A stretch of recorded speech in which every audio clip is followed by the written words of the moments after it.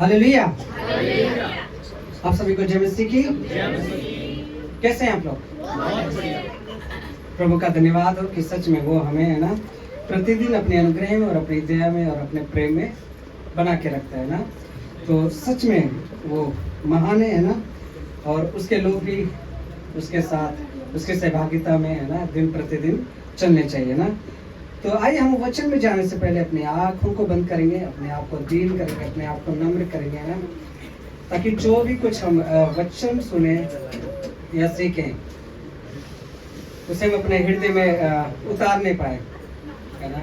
ऐसा ना हो कि जो वचन है वो कटीली झाड़ियों में पड़े है ना, और वो पढ़ ना पाए या रोड पे पड़े जो कि चिड़िया छुप जाए ना। यानी कि हमारा वचन जो है कोई और ले जाए हमारे सोच के द्वारा, है ना, संसारिकता के द्वारा। तो क्यों ना हम अपनी आंखों को बंद करके परमेश्वर के सम्मुख जाएं।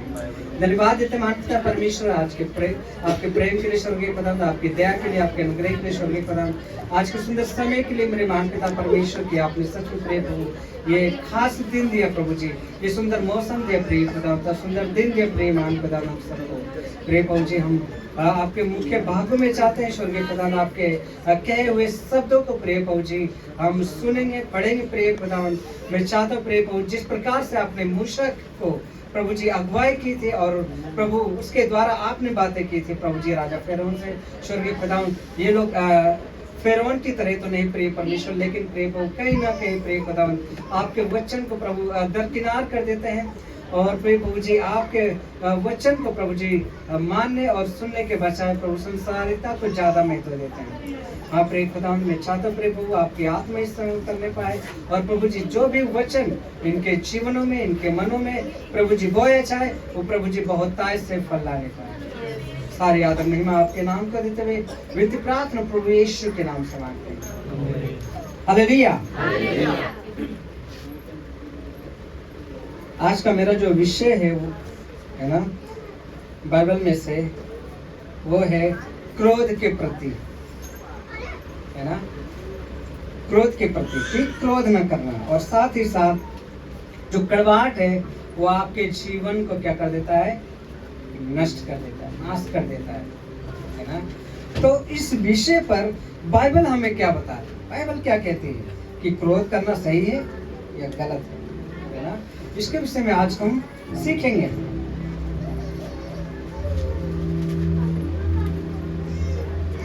अगर हम इफिसियों 4 का 26 से 27 तक पढ़ें उसमें बाइबल क्या कहती है। इफिसियों 4 का 26 से 27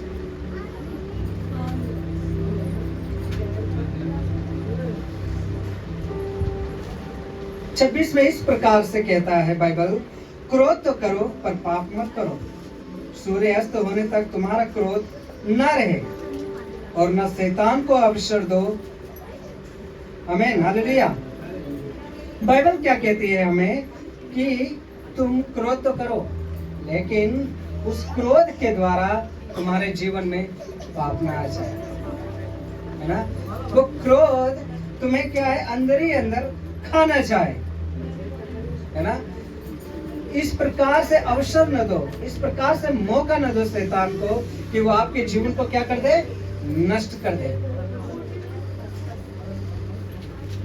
बाइबल हमें स्पष्ट रूप से कहती है कि हमारा जो क्रोध है वो सूर्य अस्त होने तक, यानी सूरज है ना डूबने से पहले हमारा क्रोध शांत हो जाना चाहिए, है ना। नहीं तो हमारा जो क्रोध है वो क्या है, हमारे जीवन को नष्ट करते हैं। हालेलुया, है ना। इसी प्रकार से अगर हम नीति वचन उसका 15 पढ़े तो इस प्रकार से कहता है,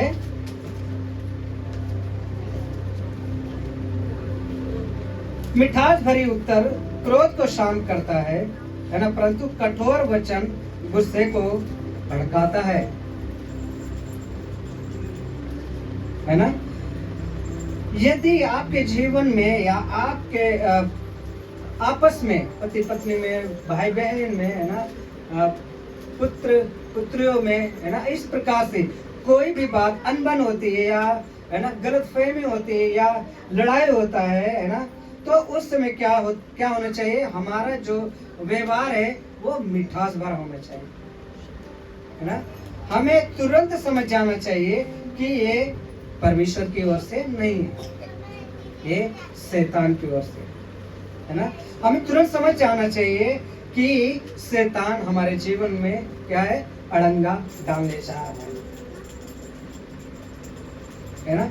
इसलिए क्या करना चाहिए, हमारा जो हमारी जो आपस में अनबन है, जो कड़वाहट है, जो लड़ाई है, वो क्या है, मिठास भरी होनी चाहिए। इससे क्या है, हमारे क्रोध को शांत करती है। यदि एक गर्म होता है तो एक को ठंडा होना चाहिए, है ना। और अगर दूसरा गर्म है तो क्या है, पहले वाले को क्या करना चाहिए, ठंडा होना चाहिए, है ना। इस प्रकार से हमारा जो जीवन निर्वाह है प्रभु में वो निरंतर बढ़ता जाएगा, है ना। अगर हम ऐसे करें कि नहीं, सामने वाला भी तेज बोल रहा है और हम भी तेज बोले, इससे क्या होगा, आपस में टकराव और बढ़ेगा, लड़ाई और उत्पन्न होगी, है ना। सोचे, एक बार को सोचे कि अगर आप बराबर ही है ना बहसबाजी कर रहे, बराबर ही एक दूसरे को उल्टा सीधा बोल रहे, उसका फल क्या होगा, उसका रिजल्ट क्या होगा,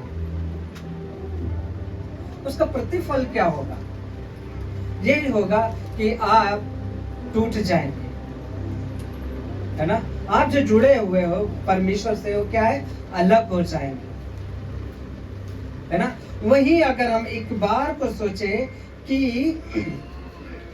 अगर सामने वाला एकदम गर्म है और मैं मिठास से बात करूं, है ना, शांति से बात करूं, तो क्या है, सुलझ सकता है ना। और जब ये सुलझेगा तो क्या है, हमारा जो जीवन है वो और आगे चलता जाएगा, है ना। जैसे मैंने वो बताया कि अगर सामने वाला भी है ना बड़बड़ा रहा है और हम भी बड़बड़ाए, वो क्रोध कर रहा है, हम भी क्रोध कर रहे, वो क्या है, फिर टकराव उत्पन्न होगा, और टकराव से क्या होगा, बिखराव होगा, हमारा जो जीवन है वो नष्ट हो जाएगा।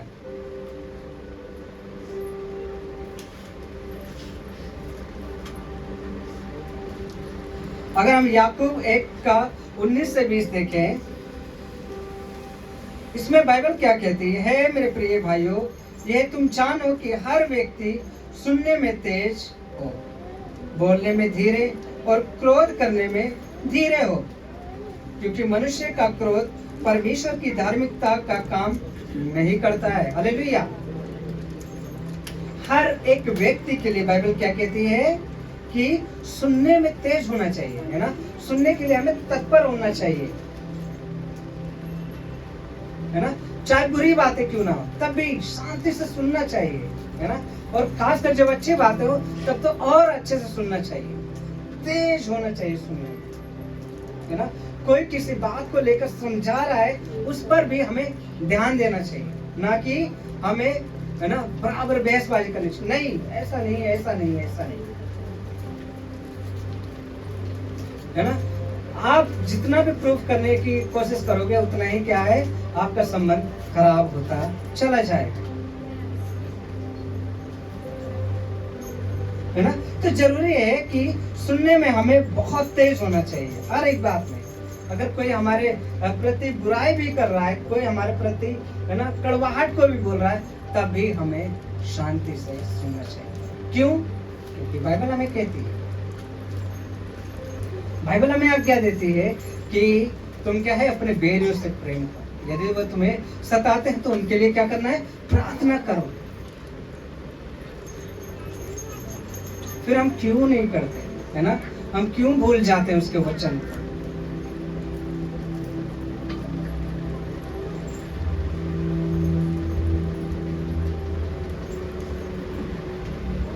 क्योंकि बाइबल क्या कहती है ना, याकूब के हमने उसमें 20 में देखा, क्या कहता है कि मनुष्य का जो क्रोध है वो क्या है, परमेश्वर की धार्मिकता को प्राप्त नहीं कर सकता, परमेश्वर के प्रेम को वो पा नहीं सकता, है ना। परमेश्वर तो प्रेम करता है और वो देना चाहता है, लेकिन अगर आपके अंदर क्रोध है, जलाहट है, ईर्ष्या है, घमंड है, तो क्या है, आप उसके प्रेम को भी दरकिनार कर देंगे, उसके प्रेम को भी आप महसूस नहीं करेंगे, उसको क्या है, अलग हटा देंगे। कोई आपको प्रेम से समझाने की कोशिश करेगा और आपके अंदर गुस्सा है, क्रोध है, तो क्या है, आप उसकी नहीं सुनेंगे। इसलिए क्या है, हमारा जो क्रोध है वो धीमा होना चाहिए और सुनने में तेज होना चाहिए। अगर हम नीति वचन 29 का देखें, उसके 11वें पद में क्या कहता है वचन, कहता है, मूर्ख अपना सारा क्रोध व्यक्त कर देता है, परंतु बुद्धिमान अपने गुस्से को नियंत्रित करता है। हालेलुया। बुद्धिमान व्यक्ति क्या करता है, क्रोध को पी जाता है, अपने अंदर समा लेता है ना, अपने आप को शांत कर लेता है। और ये वही लोग हैं जो मसीह को, है ना, अपने पूरे हृदय से प्रेम करते हैं, जो मसीह के साथ चलते हैं।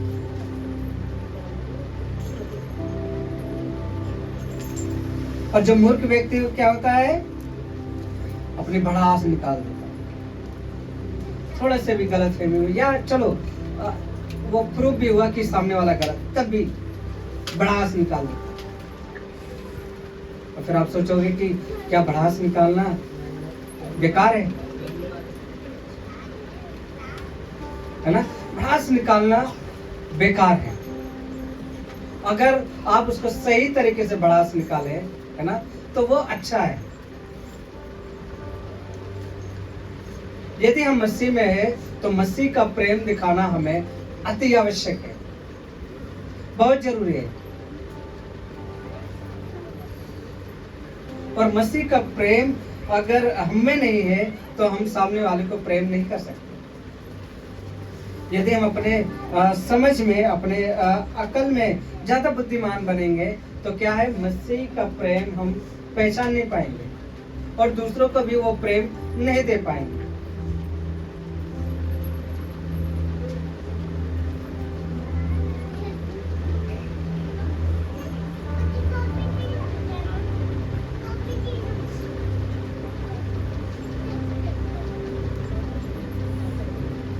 बाइबल के एक पद में भी कहता है, अपने मन में जल्दी गुस्से मत हो, क्योंकि गुस्सा मूर्खों की सीने में रहता है। गुस्सा क्या है, हमेशा उस व्यक्ति के सीने में धरा ही रहता है जो मूर्ख है ना, जो है ना उसके मसीह के प्रेम को पहचानता नहीं है ना। ये बातें कहीं ना कहीं हम लोगों के लिए लागू होती है। हम लोग मसीह में होते हैं, मसीह के हर एक सभा को हम अटेंड करते हैं, जुड़ते हैं, बहुत सारी वचन को पढ़ते हैं, है ना, बहुत सारे प्रार्थनाएं करते हैं, लेकिन कहीं ना कहीं हम उसके प्रेम को दरकिनार कर देते हैं, एक कोने फेंक देते हैं। कई बार ये लोग सोचते हैं कि जिस पर पढ़ती है वही जानता। हाँ, ये सच बात है, लेकिन बाइबल क्या कहती है? क्या बाइबल नहीं कहती है कि हियाव बांध और दृढ़ हो जा, तेरा मन कच्चा ना हो, है ना? क्या आप परमेश्वर से बड़े हैं? क्या आप परमेश्वर से अधिक बुद्धिमान हैं? परमेश्वर ने हर एक बात को, है ना, साफ साफ खोल के रख दिया है। फिर भी कहीं ना कहीं हम परमेश्वर से अधिक अपने आप को महत्वपूर्ण समझते हैं। हम अपनी बुद्धि को ज्यादा महत्व देते हैं। हम परमेश्वर को क्या करते हैं, अपनी सोच से, है ना, छोटा कर देते हैं। और यही काम, है ना, लूसीफर ने भी किया। आपको याद होगा, आपने बाइबल पढ़ी होंगी, है ना, उसको घमंड था कि मैं है ना बहुत अच्छा हूँ और ताकतवर हूँ। तो क्या है, मेरी लोग जो लोग हैं वो क्या है, मेरी आराधना करे, मुझसे प्रार्थना करे, और यही चीज परमेश्वर को नहीं भाई, और उसे उठा के पृथ्वी पर पटक दिया। तो सोचें आपको कहां पटकेंगे? यदि आप है ना अपने बुद्धि में ज्यादा समझदार बनते हैं, ज्यादा अक्लवान बनते हैं और परमेश्वर के वचन को एक किनारे कर देते हैं, आपका जीवन है ना अच्छा नहीं है। यदि हम मसीह में होके भी क्रोध करते हैं है ना, तो हमारा जीवन व्यर्थ है। फिर तो हम उन संसारिक लोगों के समान हैं, है ना, जो अन्य जातियां हैं, है ना, अलग अलग धर्मों में साथे हैं। वे लोग भी तो है ना कितने भक्ति से है ना पूजा पाठ करते हैं। वे लोग भी कितनी भक्ति से है ना अपने आप को कैसे कैसे दुख देकर है ना भक्ति करते हैं, लेकिन अंत में फिर पाप करते हैं। हमारा परमेश्वर ऐसा नहीं है ना, हमारा परमेश्वर अलग है, अद्भुत है ना। बाइबल कहती है कि जैसा वो पवित्र है वैसे उसके लोग भी पवित्र होने चाहिए। हालेलुया, है ना। मैं ये नहीं कहता हूँ कि अनजाने में गलती हो, है ना, लेकिन हम में से मसीह लोग, कई लोग ऐसे हैं जो जानबूझ के गलती करते हैं।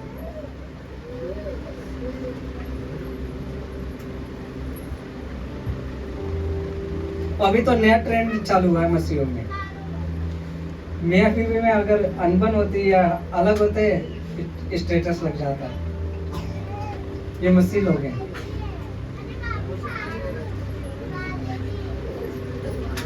ऐसा नहीं होना चाहिए सच में,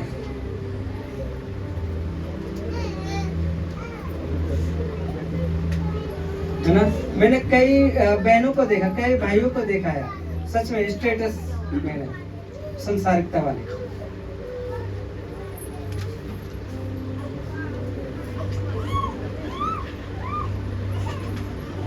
ऐसे कैसे मसीह में होंगे आप, जब आपको विश्वास ही नहीं है कि परमेश्वर है ना आपका सब कुछ सही कर सकता है। आप सोचे कि आपका स्टेटस आपके हर एक दुख दर्द को दूर कर देगा,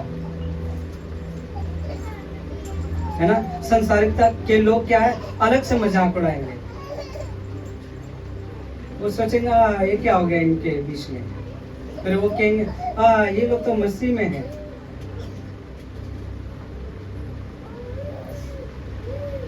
है ना, इसलिए मैं कहता हूं है ना, अपने क्रोध को क्या करना है, शांत करना है।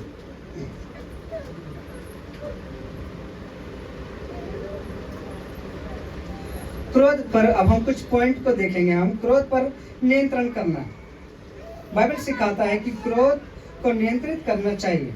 अगर एफिसियों हमने 4:26 और 27 देखा, कहता है कि अगर क्रोध आए तो उससे आप क्या है, पाप में है ना आप पवित्र ना हो, है ना, और अपने आप को जल्दी से शांत कर ले।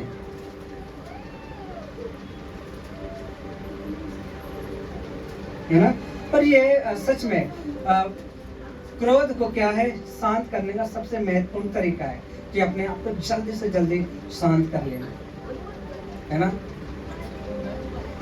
क्योंकि सच में परमेश्वर सब कुछ देख रहा है ना।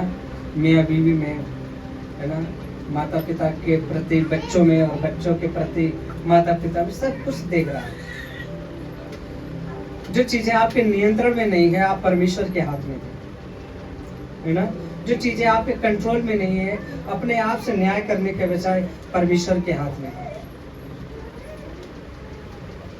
और सच में आपको मैं है ना दावे के साथ कह सकता हूँ, यदि आपका झुकाव है ना, आपका लगाव परमेश्वर के प्रति और उसके करीब अधिक होगा, मैं कहता हूँ हर एक बात है ना सही हो जाएगी। क्योंकि बाइबल खुद कहती है ना, परमेश्वर खुद कहता है कि कोई भी बात उसके लिए मुश्किल नहीं है। हर एक बात संभव हो जाती है। दूसरा पॉइंट देखेंगे है मधुरता और शांत वचन। हमने नीति वचन 15:1 से सीखा है कि मधुर और शांत वचन गुस्से को शांत करते हैं। यदि हमारा व्यवहार और भाषा शांत हो तो क्रोध कम हो सकता है। हालेलुया। अपने आप को उस पॉइंट में, है ना, उस स्थान में एकदम काबू करना बहुत मुश्किल है, मैं मानता हूं, है ना। लेकिन अगर आप उस समय अपने आप को काबू कर ले गए, जीत आपकी और परमेश्वर की महिमा अलग से है। हालेलुया, है ना। उस समय तक अगर आपने अपने आप को शांत कर लिया, कंट्रोल कर लिया, सह लिया, परमेश्वर आपको सच में बहुत अद्भुत रीति से, है ना, आशीष करेगा।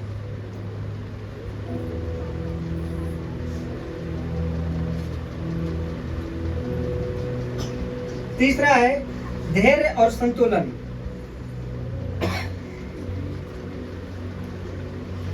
याकूब 1:19-20 में हमने देखा, है ना, सिखाता है कि सुनने में तेज होना चाहिए, बोलने में धीरे होना चाहिए, है ना। ये धैर्य और संतुलन क्रोध को नियंत्रित करने में मददगार है। जल्दबाजी में गुस्सा करना हमारे और दूसरों के लिए हानिकारक होता है। हालेलुया, है ना। जल्दबाजी में सच में क्रोध करना और एकदम भड़क जाना, ये आपके रिश्ते को तोड़ता है। और यदि वही अगर आप अपने आप को शांत करते हैं, है ना, अपने आप को धैर्य रखते हैं, वो रिश्ता लंबे समय तक चलेगा। और इससे क्या है, परमेश्वर के नाम की महिमा हो, है ना। अब आप सोचें, जैसे मैं हर बार बोलता आया हूं कि आप अपने जीवन से किसको जिताना चाहते हैं, परमेश्वर को या शैतान को, है ना। कई बार होता है ना कि आप लोग सच में परमेश्वर को नहीं जिताते, जानबूझ के आप शैतान को जिताने की कोशिश करते हैं।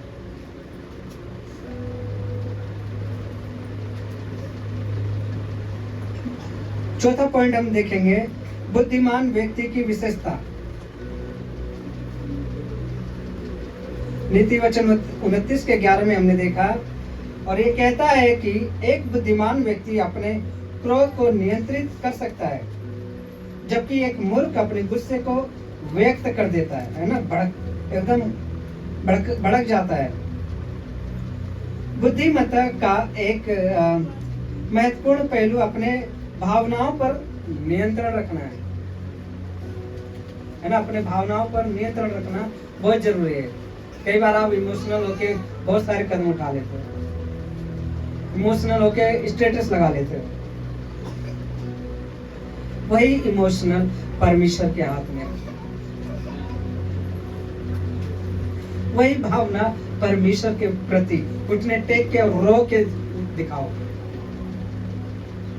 कि परमेश्वर सच में आज मैं टूटा हूं या टूटी हूं, है ना। परमेश्वर, मुझे नहीं पता कि ये क्या चल रहा है, पर मैं, है ना, एकदम अंदर से एकदम भावुक हूं। जो मेरे सामने ये, है ना, प्रश्न है, ये सवाल है, इसका क्या जवाब है, इसका क्या हाल है, परमेश्वर आप जवाब दो, है ना। मैं अपने आप को और उस दूसरे व्यक्ति को, है ना, अपने परिवार को, अपने बच्चों को क्या है, आपके हाथों में सौंपता हूं या सौंपती हूं। प्रभु, मुझे आप पर भरोसा है कि आप सब कुछ सही कर सकते हैं। हालेलुया।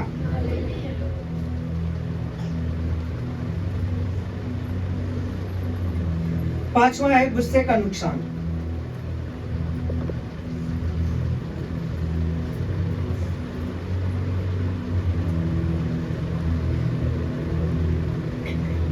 गुस्सा मूर्खता का प्रतीक है। गुस्सा मानव हृदय में घुसने से विवादों और मानसिक तनाव का कारण बन सकता है, जो कि व्यक्ति और समाज के लिए हानिकारक होता है। हालेलुया। गुस्सा क्या है? मनुष्य के हृदय में घुसता है और वो आपके जीवन को तहस नहस कर देता है, आपके परिवार को क्या है, तहस नहस कर देता है। अभी आप लोगों ने देखा होगा, अभी हमारे ही कलिसिया में कई लोगों ने क्रोध में कदम उठाया और कैसे उसका परिणाम क्या हुआ? ना वो व्यक्ति खुश है, ना वो व्यक्ति खुश है। स्टेटस पे स्टेटस लगे जाते हैं, है ना? ऐसे गुस्से का क्या फायदा, है ना? ऐसे गुस्से का क्या फायदा जब आप अपने परिवार को, अपने रिश्ते को नहीं बचा पा रहे, है ना? इससे अच्छा है कि अपने आप को शांत करें, इससे अच्छा है कि अपने आप को संयम रखें और अपने आप को परमेश्वर के हाथ में दे दें।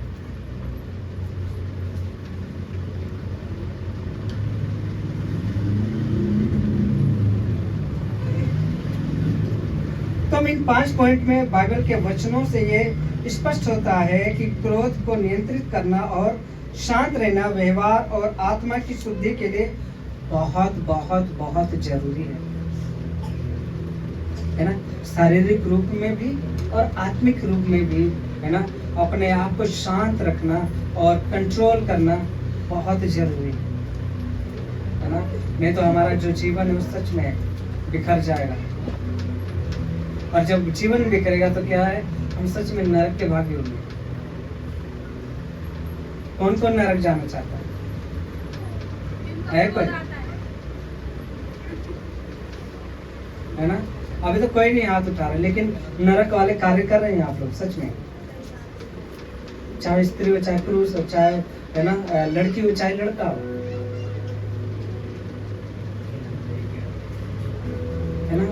आप सच में उस नरक की आग को महसूस नहीं कर पा रहे। वो कितना बेचैन करने वाला है, कितना तड़पाने वाला है ना? उस चीज को क्या है, आप महसूस नहीं कर रहे सच में, और इस कारण से आप परमेश्वर को दरकिनार करते हैं।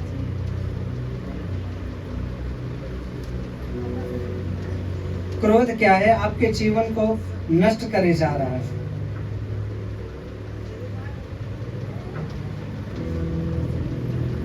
बाइबल इब्रानियों की पुस्तक 12 और 15 में कहता है, ध्यान से देखते रहो, ऐसा ना हो कि कोई परमेश्वर के अनुग्रह से वंचित रह जाए या कोई कड़वी जड़ फूट कर कष्ट दे और उसके द्वारा बहुत से लोग अशुद्ध हो जाएं।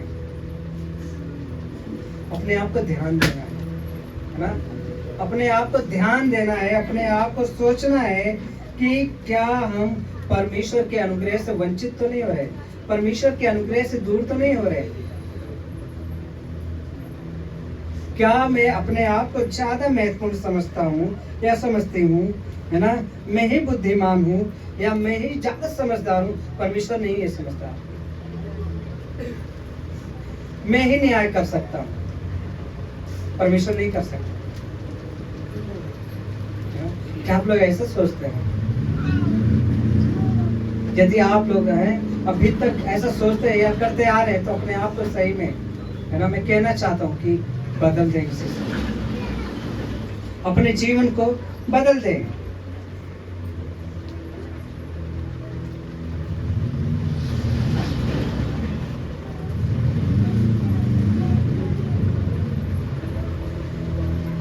हम अपने आप को महसूस कर सकते हैं, अपने आप को जांच सकते हैं और अपने आप से कह सकते हैं कि जो पापों के लिए, है ना, हम जीवित थे, जो हम पाप में होकर जी रहे थे, उसने 2023 साल पहले, है ना, अपने हमारे सारे पापों को उस क्रूस पे चढ़ा दिया है। बाइबल हमें बताते हैं 2 कुरिन्थियों 5:21 में, जो पाप से अज्ञात था उसी को उसने हमारे लिए पाप ठहराया कि हम उसमें होकर परमेश्वर की धार्मिकता बन जाएं। हालेलुया। पाप से कौन अनजान था? यीशु मसीह, है ना? सच में वो पाप से अनजान था, और उसी ने हमारे सारे पापों को, हमारे सारे क्रोध को, हमारे सारे जलजलाहट को, हमारे सारे ईर्ष्या को उस क्रूस पे ले लिया।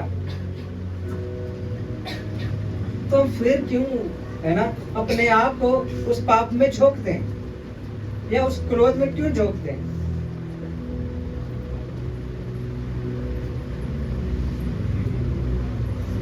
परमेश्वर ने हमसे सच में इतना अधिक प्रेम किया है, बहुत ज्यादा प्रेम किया है,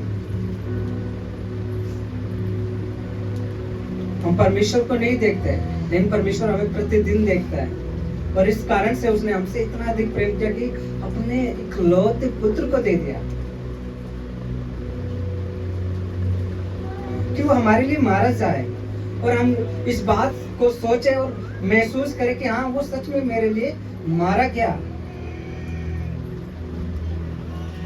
है ना। सच में उसने मेरे अपराधों को अपने ऊपर ले लिया, तो मैं क्यों क्रोध करूं? जब परमेश्वर मुझसे इतना प्रेम कर सकता है, तो क्यों ना मैं भी दूसरों से प्रेम करूं। हालेलुया। अपने आप को सच में जांचने की जरूरत है, अपने आप को सोचने की जरूरत है कि आप कहीं जलजलाहट में या क्रोध में तो नहीं जी रहे। अगर है तो अपने आप को यहीं पर रोक दे, है ना, और अपने आप को परमेश्वर के हाथ में सौंप दे।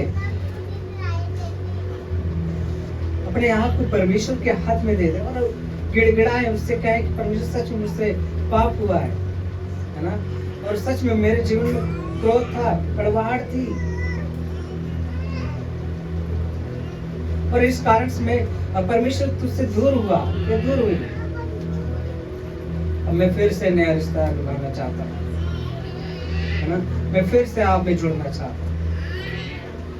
परमेश्वर में अपने आप को, अपने परिवार को, है ना, सबको आपके करीब लाना चाहता हूँ। आज से संसारिकता की कोई बात नहीं होगी, संसारिकता की कोई स्टेटस नहीं लगेगा। मैं अपनी भावनाएं, है ना, अपनी इमोशंस को परमेश्वर केवल आपके हाथों में दूंगा। परमेश्वर मैं आज के बाद अपने आप से न्याय करने वाला नहीं होऊंगा, मैं आपके हाथों में दूंगा। आइए हम अपने आप को कवर करें, प्रार्थना करें, अपने आप को परमेश्वर के हाथ में दे, सच में महसूस करें। और इस समय सच में जब परमेश्वर की आत्मा आपके ऊपर उतरेगी तो आपके आंखों में आंसू होंगे, और अगर आप अभी भी ढीठ बने होंगे तो परमेश्वर सच में नाखुश होगा आपसे। Hallelujah, hallelujah. सभी लोग अपने मुख को खोल के प्रार्थना करें। महान पिता परमेश्वर, सच में स्वर्गीय पिता, कई बार प्रभु जी हम आपकी महिमा में होते हुए, प्रभु आपके अनुग्रह में होते हुए, प्रिय स्वर्गीय पिता, प्रभु अपने जीवन में क्रोध को आने देते हैं, अपने जीवन में जलजलाहट को आने देते हैं, हम अपने मन में प्रिय पिता ईर्ष्या को आने देते हैं स्वर्गीय। और इस कारण से प्रिय प्रभु सच में हमने आज देखा कि हमारा जीवन प्रभु तहस नहस हो जाता है, हमारा परिवार नष्ट हो जाता है स्वर्गीय। और प्रिय पिता, परिवार तो परिवार स्वर्गीय पिता, आपके जो प्रति जो प्रेम है, जो लगाव है प्रभु, वो उससे भी दूरी हो जाती है। वो प्रिय पिता सच में मैं वो महसूस करना चाहता हूँ कि सच में प्रिय प्रभु हम कुछ भी नहीं थे, और आपने प्रभु जी अपने अनुग्रह से, अपने प्रेम से और अपने चमत्कार से प्रिय प्रभु हमारे जीवनों को बदला है,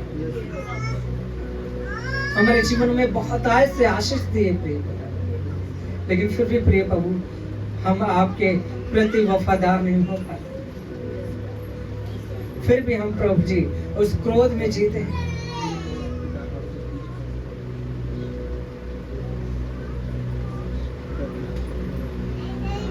प्रिय खुदा, हम प्रार्थना करते हैं कि इस समय आपका आत्मा हमारे ऊपर आए प्रभु। जैसा बाइबल कहते हैं कि हमारा जो हृदय वो पवित्र आत्मा का मंदिर है। सच में प्रिय प्रभु जी हम इस समय पुकारते हैं कि आपकी पवित्र आत्मा हमारे हृदय में वास करने पाए और हमारे काले हृदय को धो दे, ताकि प्रिय प्रभु जैसा आपने हमसे प्रेम किया वैसे हमें एक दूसरे से प्रेम करने पाए, अपने आस पड़ोस में प्रेम करने पाए, अपने रिश्तेदारों से प्रेम करने पाए।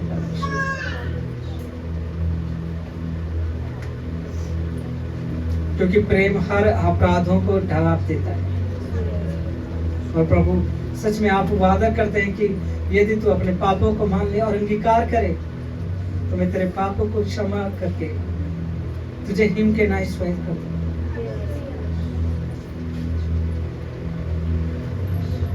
धन्यवाद देते हैं प्रिय पिता, धन्यवाद देते हैं ईश्वर आज कि आपने हमारे पापों के लिए प्रभु जी उस क्रूस के दर्द को सहा। हमारे ही अपराधों के कारण प्रभु आपने ताड़ना को सही।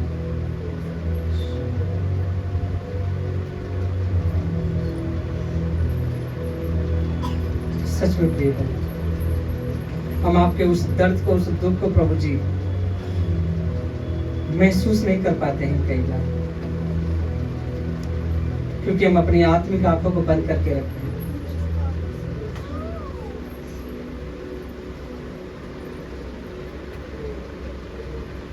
ऐसा कोई मित्र नहीं जो अपने मित्र के लिए प्राण दे, लेकिन आपने हमारे लिए प्राण को दिया।